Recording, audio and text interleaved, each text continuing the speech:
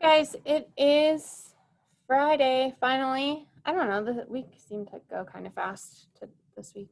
After Wednesday, I guess it went fast. Monday, Tuesday. All right, so it is Friday, September 25th. It says in 1981, Sandra Day O'Connor became the first female U.S. Supreme Court justice in history. So in 1981, Sandra Day O'Connor, first female on the U.S. Supreme Court. Let's see. Today is Friday. Yesterday was Thursday.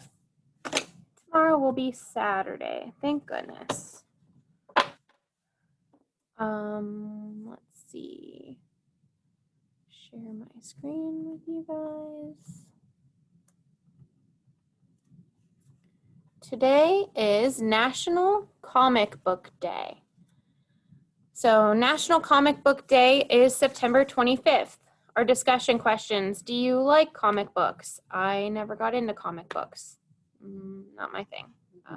I love to read, but comic books were not one of my things. Who's your favorite superhero? I love The Flash, mostly just because I love The Flash TV show. I was just telling Miss Chrissy about how my daughter is obsessed with superheroes right now.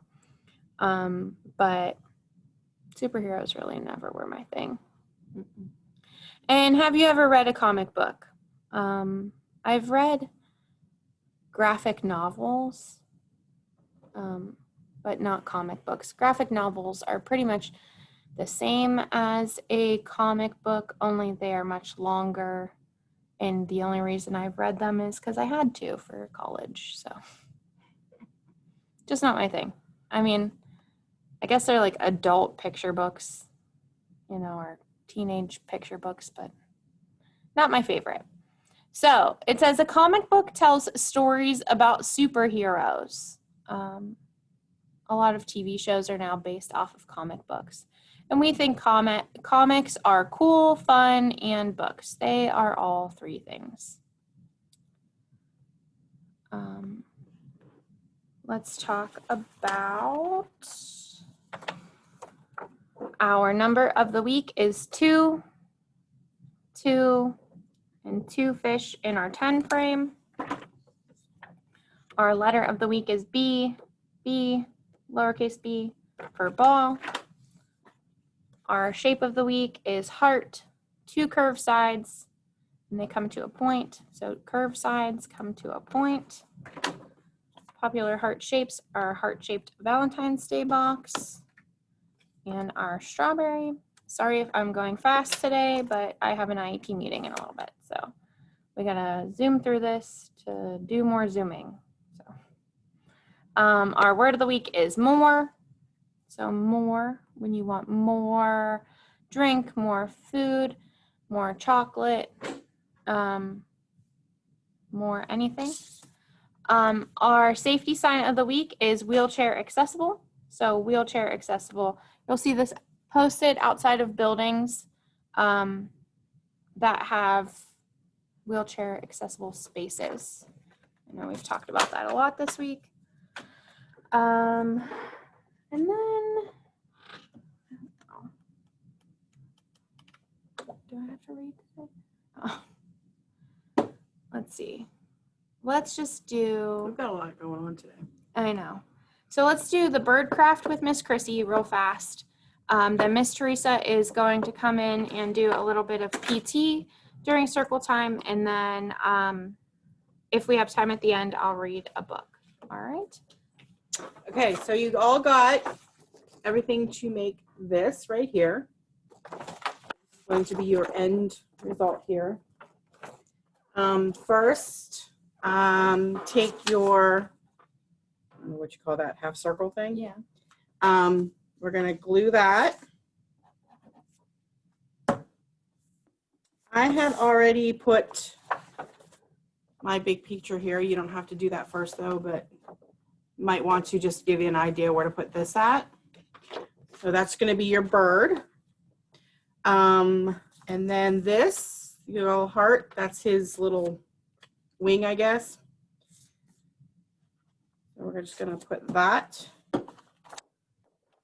right I forgot to grab an eyeball. You all got an eyeball. So your eyeball is going to go about right there. Anywhere you want his eyeball to go. It's up to you. Then you all got a little beak. So that is going to go right there. And then take a crayon, marker, whatever you have, and just give him some legs. I don't know if you can see that. And then this is your branch, because our bird is sitting on, oh, there we go. Let's tear Brought us you an an eyeball. eyeball. They're self-adhesive. You could take Yes, the they are self. backing off. You don't have to glue those on. And then you just want to put the branch underneath your bird's feet. And then, like I said, you can just tape or glue that at your scientist watching the birds. And there's your craft. That's it. That's it. Beautiful. I like that. All right, Teresa, you are on. Okay. You want my chair? Or you want your rolly stool? I would like you to sit in the chair and Oh, God, participate okay. with me. Cool. Hi, everyone. It's Miss Teresa from PT. I'm here to do some PT activities with you.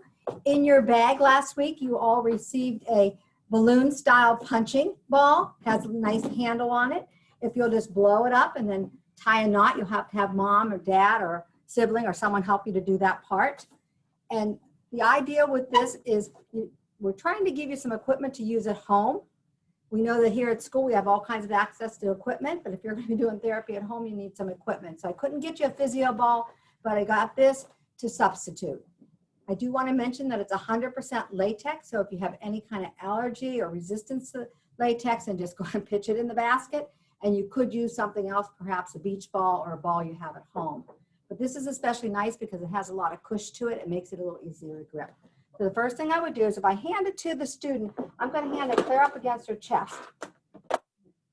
Squeeze her hands like this so she feels that she's got that ball. And I'm going to help her to bring it back out to me. And when we're stretching out, we're getting a nice stretch through our shoulder and our arms.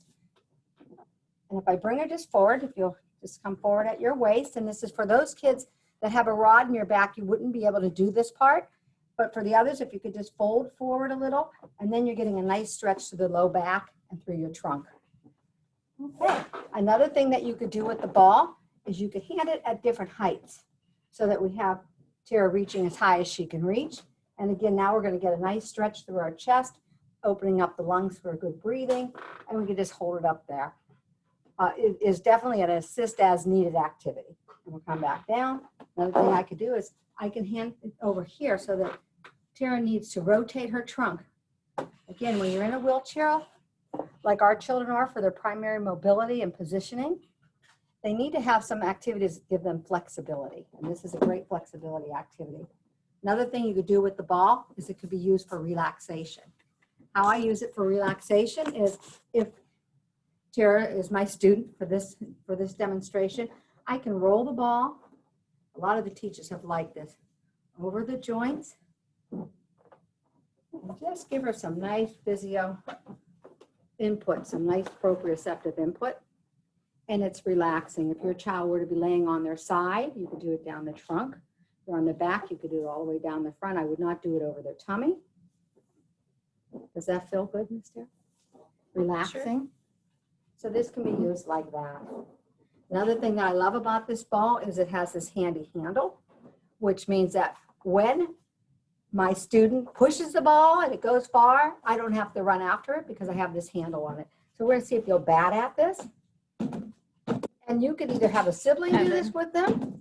Evan would love this. And Evan's going to push you Yeah, away and you're not going to lose it. Well, you can, yeah, and you can hang it right on a string in front of the child in their chair, and then it could be a nice activity for them to do. The thing is, it really promotes some active movement of the extremities and some rotation of the trunk and movement that way. Also, head control. I've noticed that when we're working with this with kids at home, they're picking their head up and really paying attention to that ball, so it's great for that too. So that's your PT activity for this week. We're looking forward to next week when you get your student packet on Friday, today. There's going to be a do-it-yourself hot pack kit in there. Please take time to watch the video. There's a URL for a YouTube video that tells you exactly how to do it. It's taking rice and pouring it into a sock, then tying the sock off at the end. And then you're able to put that in the microwave for 30 seconds. Please test it on your own skin first. And you can use it as a hot pack for your child, maybe prior to stretching their hamstrings. Maybe if you think they're just sort of sore through their shoulders this day or having a tummy ache, maybe due to a monthly cycle or something like that, they can use the hot pack. So there's also a lot of ideas for how to use the hot pack. If you have any question, please call me, and I'll be showing you some uses of that hot pack in next week's video. Bye now. Nice seeing everyone. Do you want them to make the hot pack before Friday so that you can Yes. show them how to use it? Okay, Yes. so during the week sometime when you have a free minute, I'm going to email you the link on how to make them. So have them made and ready for next Friday when Miss Teresa comes in and shows you where to place them and how to use them. And my suggestion is put a little lavender in your rice. And Yes, it smells wonderful. that is on the directions. It's optional. Oh, okay, it is on the But directions. Tara is so right. If you have any of the essential oil type things, it just makes it smell so nice. And the nice thing about lavender is it's relaxing. Yeah, So I that's like super lavender good. and eucalyptus mixed together, or lavender and lemon. We have tons Good of essential suggestions. oils. Good suggestions. So you can use that. Also next week, we'll be going over some deep breathing techniques for relaxation again. So, all right. like I Thank you just very did. much. If you have any questions for PT, give us a call. All right, guys. Bye now. I will read a book now that we're done, and we've got about 10 minutes before I got to get ready for my meeting. So again, if you have a few free minutes after you guys pick up your packs to make your rice pack for next Friday so that we can show you some good placement. Like Miss Teresa said, it could be used on the joints and, for our girls that are having like a monthly issue. We do that a lot at school. We use a hot water bottle for those times of the month. But yeah, they'll come in handy. We have them at home. My kids love them. So, all right, so we're going to read this book. It's called Birdwatch. We've been talking about birds and watching birds all week. So let's talk about Birdwatch. I might skim through some of this. It seems like a pretty big book. So, okay, so it says, what is a bird? Birds live almost everywhere in the world. They are the only animals that have feathers. A bird's feathers keep it warm in cold weather and dry in wet weather. All birds have 2 legs and 2 wings, and most birds can fly. Beaks. A bird's mouth is called a beak. Different birds have differently shaped beaks. Birds that eat seeds have strong, thick beaks. Birds that eat insects have thin, pointed beaks. Hunting birds, such as owls and eagles, have hooked beaks. Ducks, geese, and swans use their flattened beaks to sift food from the water. Can you guess what these birds eat by looking at their beaks? So it says birds that eat seeds have strong, thick beaks. So I would think that this toucan eats seeds. This bird right here, I don't know what it is, but it's cute. I like the color. Probably eats insects because it's thin and pointed. And then we know ducks eat all kinds of things. So feet. Have you ever looked at a bird's feet? Owls and eagles have large feet with sharp claws. They use their feet to grab their prey. Woodpeckers have 2 toes that point forward and 2 toes that point backward. This helps them climb trees. Ducks, geese, swans, gulls, and other seabirds have webbed feet, which makes them good swimmers. Feathers. The colors of feathers tell us which bird they come from. Some feathers are small and soft. These feathers are called down, and they all grow over the bird's body. They help keep the bird warm and dry. The bigger, stronger feathers grow on the bird's wings and tail. They help the bird fly. Different birds have differently shaped wings. Swallows have swept back wings for flying fast. Eagles have long, wide wings for soaring. The owl's wings are fluffy, so the owl does not make a noise when it is hunting at night. Some birds can't fly. Penguins use their wings to swim fast through the water. Ostriches and emus can't fly either, but they can run fast. My daughter is obsessed with ostriches. Birds lay eggs. Birds build their nests in the spring. The mother bird lays eggs in the nest and then sits on her eggs to keep them warm. After 2 or 3 weeks, a baby bird hatches from each egg. Most baby birds are born blind and helpless. The mother and father birds feed the babies in the nests. A few baby birds can run around and feed. They still need their mother to keep them warm and safe. Birds in winter.